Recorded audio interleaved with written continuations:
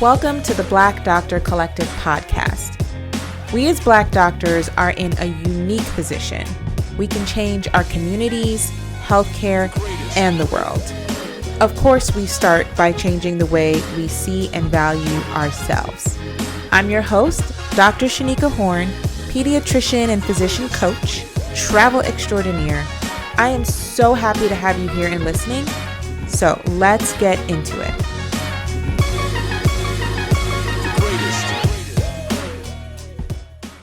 Hi, y'all. Have y'all missed me? It has been a whole month since I have launched an episode. So welcome officially to season 4 of the BLK Doctor Collective Podcast. Feel like it deserved a dance. I think my plan going forward, and I cannot remember if I've done this in the past, to be honest, is to tell my story at the first episode of every season. And of course, I tell stories throughout the whole season, but I really like to reflect on my own personal journey. So that's what we're going to do today.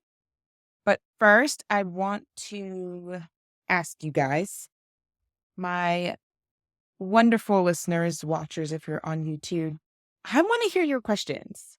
So I really want to be even more interactive this season on the podcast. I want to be able to address some questions that you guys are coming up with. I know you have them because some of y'all DM me, but I really want to be able to answer questions each episode, ideally each personal episode, not my guest ones probably, but that's the goal. So if you guys would be absolute gems, I would really appreciate if you submit a question that you want answered on the podcast. So depending on the questions, especially if they're relevant to everything we talk about on the podcast, negotiation, contracts, all of that jazz, then there's a high probability that I will get to answer it on the show. And so I'm looking forward to that, really adding an interactive piece. You can submit these questions in the comments of the YouTube. I wouldn't say so much on the podcast. I'm not great about taking notes. DMs on Instagram is probably the best way to do it. Or you can email me, theblackdoctor@gmail.com. Black, of course, is spelled BLK. So that is the plan for this season, is to be answering questions. I'm going to do a couple episodes on the process that I go through with my clients to teach them about negotiation, about getting what they want at work. And so I'm really just fine-tuning that process more and more, and I'm going to share some of that with you guys. Like I said, I want to talk about my story, and I always start my story off by saying that I burnt out in residency. And so, funny enough, I found recently a note from medical school that I wrote to myself. And I was clearing out my notes app on my iPhone. I'm trying to be a little bit more organized, y'all. I am pretty organized in general, but I have this thing with notes and notebooks where I write things down everywhere. I have notepads. If you are on YouTube, sorry, podcast audience, but YouTubers can see just on my desk, on this side of my desk, I have 5 notebooks and a notepad. I have another notebook. Actually, this was my boyfriend's, but I've been scribbling in it. And have another notepad on my left. Like, I have so many notes. I have 1,000 Post-its all over my desk. And my coach has been talking to me about how I am allowing myself to be disorganized in that way in order to keep myself in a certain position. So different topic, different day. But I'm trying to really be more organized about how I write things down, how I keep my thought processes going, how I grow and progress in my business, in medicine, all of those things. So in all of that to say, in this cleansing process, I found this note from 2015. Okay. Now I have to look for it. It's on my computer. 2015, I wrote, "Where are all the happy doctors?" This is May 16 of 2015. So I would have been a third-year medical student, getting almost about to be a fourth-year medical student because I graduated in 2016. So end of third year, just finished all my core rotations, did surgery first, then IM, family, psych, peds, OB. I had been through all of the cores. And I wrote this note that's called, "Where are all the happy doctors?" So I said, someone asked me if I'm happy in my career choice. And I realized that most of my stress comes from the gripes of attendings. Don't get me wrong, med school is stressful, but I think I've accepted that. Most of med school, I felt like I couldn't wait to be a doctor. But after a year of working with disgruntled physicians, I'm worried about what I've gotten myself into. Every non doctor says it'll be worth it, but will it? The lifestyle is not glamorous like TV. It's all long hours, fear of lawsuits, gripes with patients. That was my note to myself in 2015, y'all. It's so funny because like I said, I always say I got burnt out in residency. And one of the reasons why was I looked at my attendings, saw their lifestyles, and realized it wasn't anything that I wanted for myself. So it's so funny that I didn't realize how early I already had that perception of medicine. I don't know how many of you guys journal, but I would say go back if you do journal or if you wrote yourself notes of any kind, go back to that time, med school residency, and see how early you were picking up on the inkling that all was not well in medicine. Things were not healthy.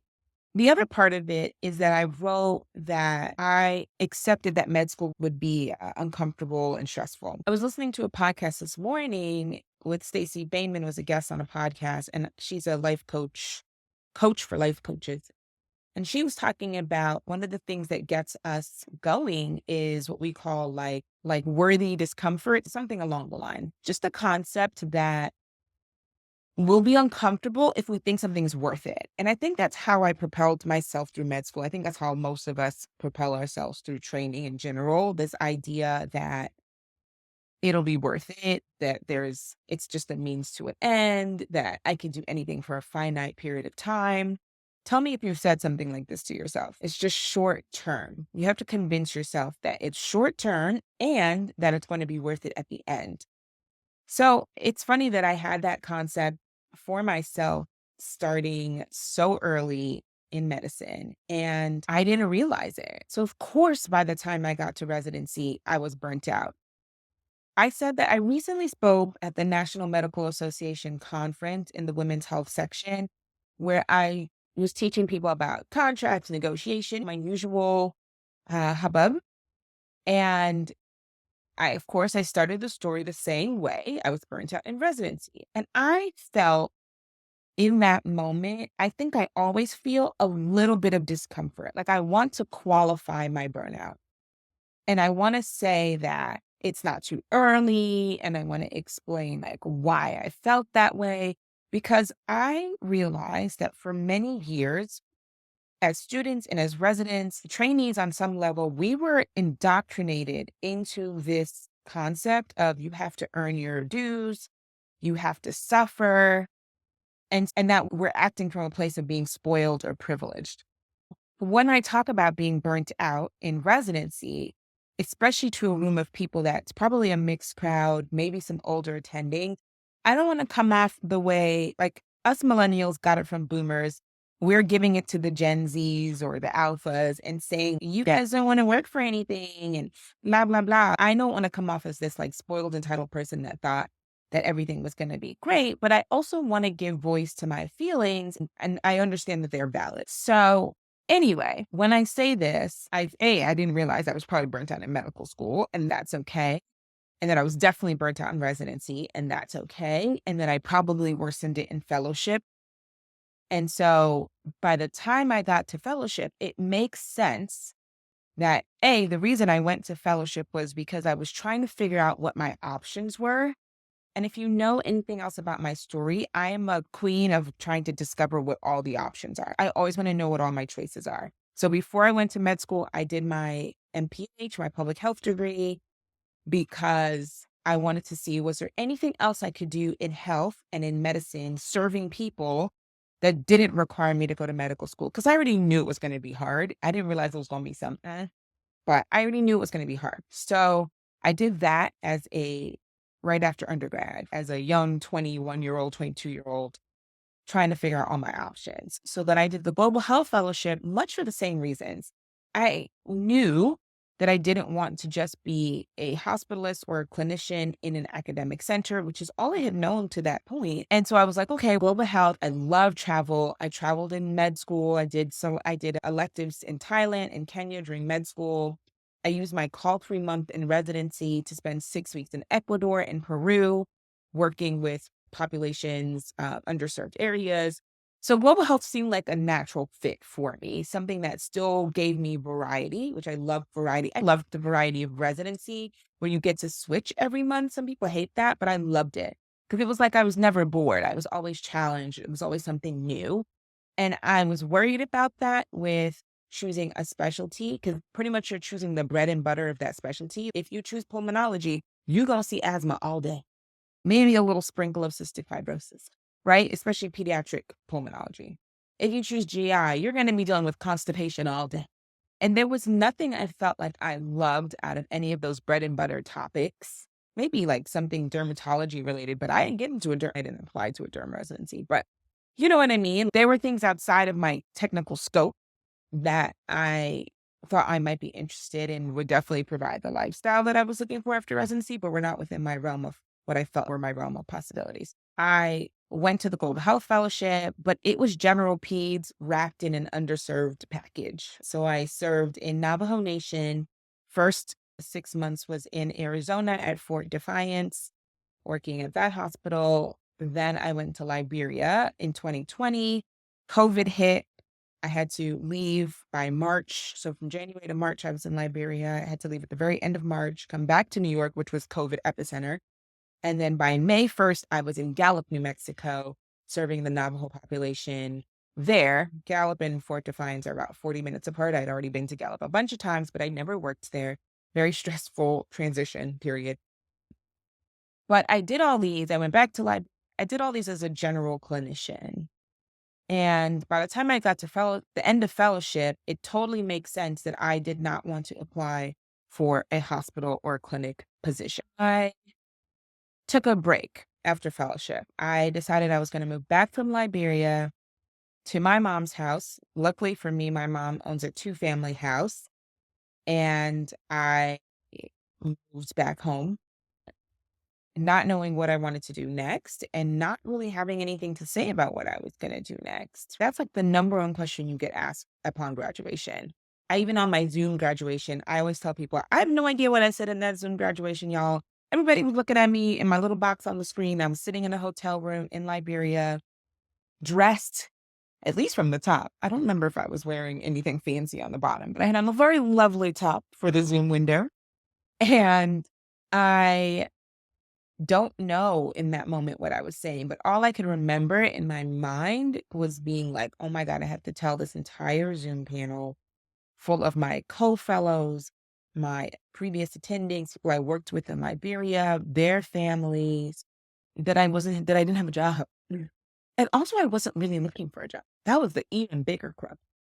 So anyway, I moved home and my thought was, I'm so burnt out. This has to be a thing. Can I work on burnout? Can I fix this problem for myself and others?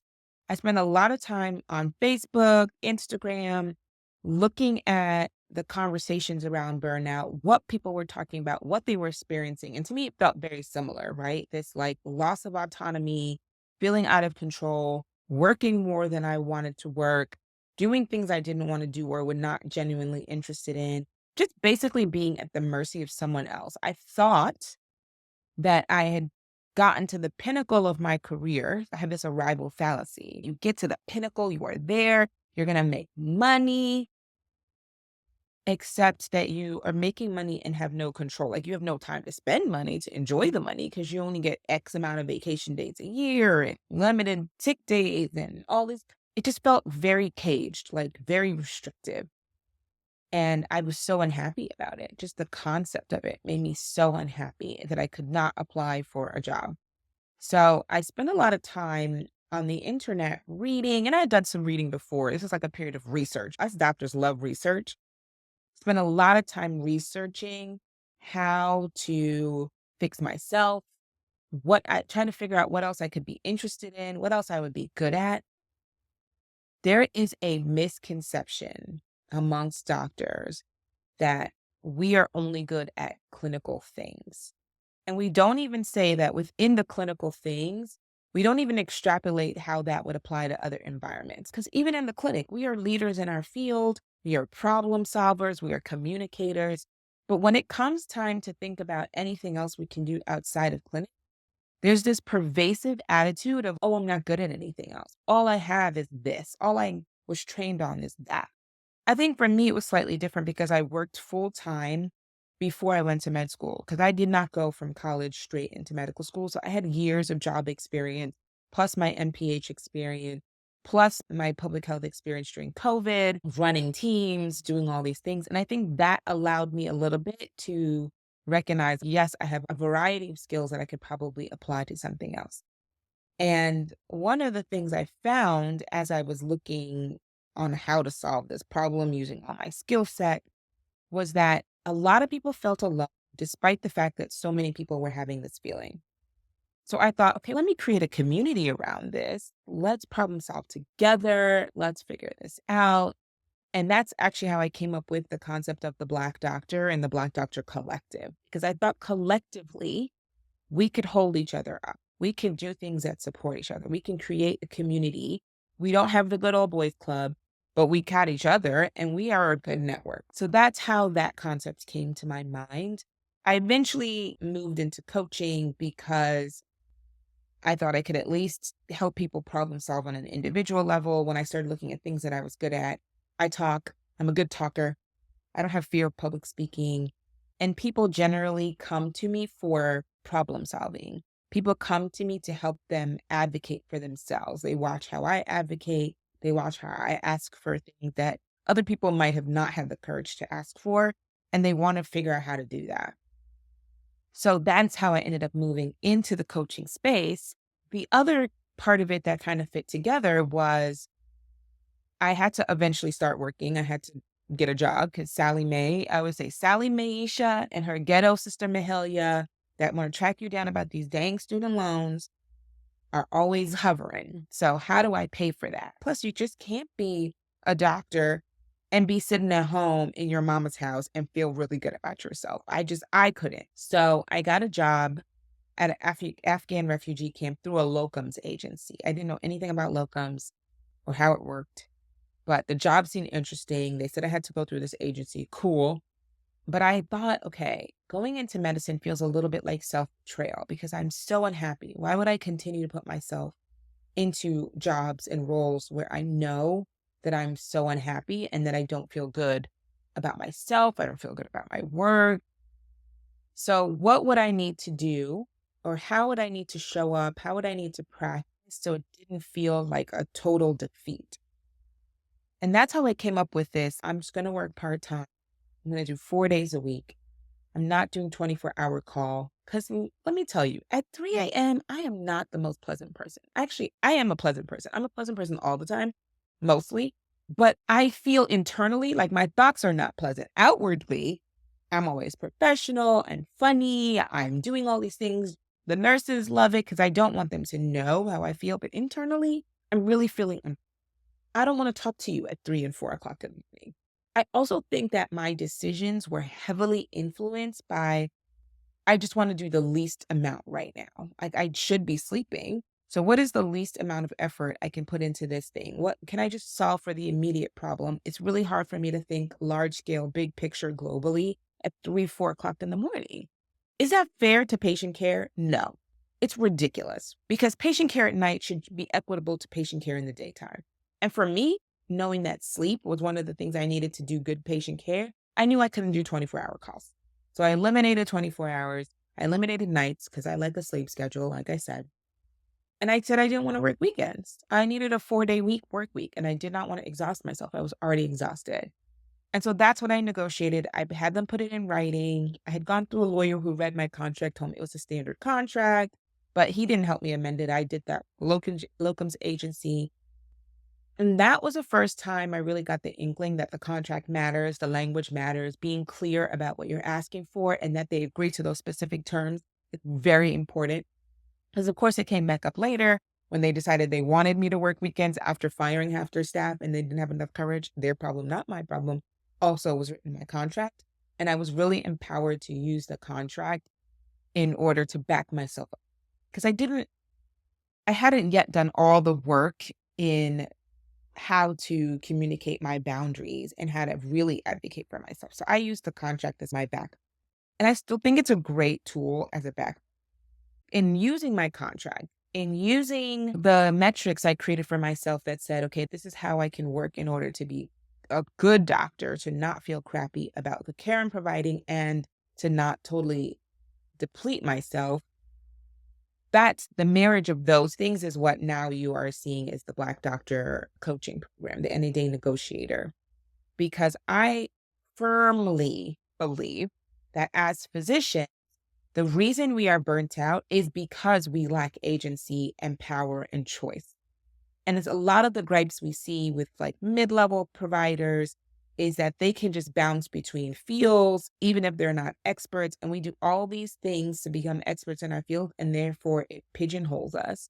And we're so heavily restricted, and we bear the weight of all the responsibility and the liability, and it makes us unhappy. And so for me, asking for the schedules I've wanted, and I haven't always gotten it right. I'll do a different episode about mistakes that I've made and lessons I've learned. And I think I've done a previous episode on lessons I've learned in season 3, but I haven't always gotten it right. I haven't always been true to myself. I have minimized my needs again for medicine more than once. It's not a perfect science, but the reason I feel so strongly about this work is that dedication to myself and to practicing in a way that feels aligned with my values is what has made me be able to stay in medicine and actually not totally hate it, because I hated it. And at the end of fellowship, if you told me I was going to work in medicine as a career choice, I would have told you, heck no, it was not going to happen. I was like purposed about that. I needed to get out ASAP. These people, those people, everybody can't stand y'all, gotta go. That was my attitude. And my attitude now is so different. Like medicine is so crazy and chaotic, and nothing about the medical system has actually changed. But I have changed. And the way I show up and the way I practice has changed. And that is the power that I was seeking. That is the agency that I needed. I needed to be able to work 2 days a week if I felt like it, which is what I do now, 2 to 3 days. I needed to be able to take vacation and not have to plan it a year in advance. Who knows what they're going to do next year this time? Even like to know what I'm doing next week. Leave me alone, medicine. That I needed that flexibility. It's like my whole life I had already dedicated to the pursuit of education, to medical training, and all of these things.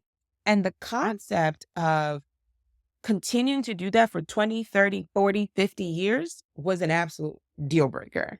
It has been my absolute pleasure to continue to develop this program that teaches doctors how to completely shift their work environments, regardless as to where they work, how to transition to healthier work environments, to create a work and life flow where work does not completely consume everything, where even when they're home on weekends, they're not spending time charting and taking work home and griping over what happened in the week. They get to actually be present with their family, children, for fun things, right? Where they completely shift how they see themselves. They are no longer cogs in the wheel. They are fully autonomous, intelligent, practicing physicians with multiple talents who now are in a place of rest, creativity, where they can think about what else they want for their lives outside of medicine. What other pursuits for me, it's travel. I love to travel. I want to be able to do this often as possible. And I also love to be in service to others. So I get to spend time coaching. This is the things that I created for myself by learning how to self-advocate, how to negotiate, how to write a contract, read a contract, all of these things. And so I give all these skill sets to my clients because I do think that is what it's going to save them as individuals. Okay. I think I've talked long enough. And I'm about to go meet with a medical student right after this who is looking for a mentor. And so I just want to leave you with this concept.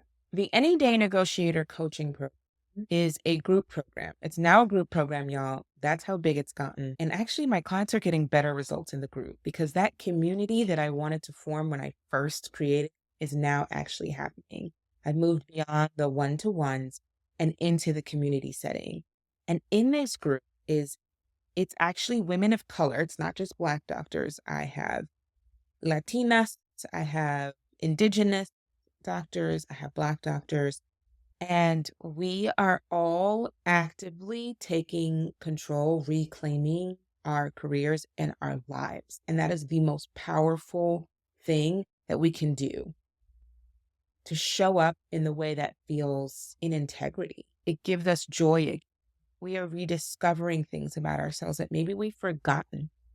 And so if you are looking for that as a solution, you're tired of medicine, you're trying to figure out like what you're going to do about this. Like maybe you think you need to change jobs, or maybe you need to renegotiate your contract. Maybe you're underpaid. Maybe there's all these thoughts, these questions you have in your mind, and you're trying to figure out how to solve for those. I want you to reach out to me.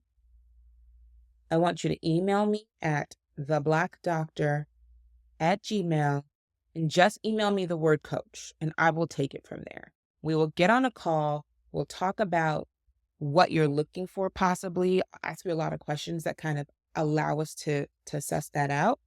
And then we'll decide together if this program is going to give you that solution. And if it is, then I will invite you into the community and you can join this amazing group of women that is just conquering, like crushing, achieving goals. And of course, some of it is hard, but also supporting each other, receiving support, receiving feedback, and just having the outcomes that they have always desired. If that is you and you're interested, if you were a doctor and you're interested in these kinds of changes, please email me, theblackdoctor@gmail.com. Just email me the word coach and I will take it from there. Love you guys. Welcome again to season 4. This season is about to be a freaking blast. I'm excited. Have a good week. Bye. Thank you so much for listening. Please subscribe to the podcast. And what I want you to do next is link us everywhere you can. Instagram at The Black Doctor. Just become part of our collective. I want you here. Thanks. Until next time. Bye.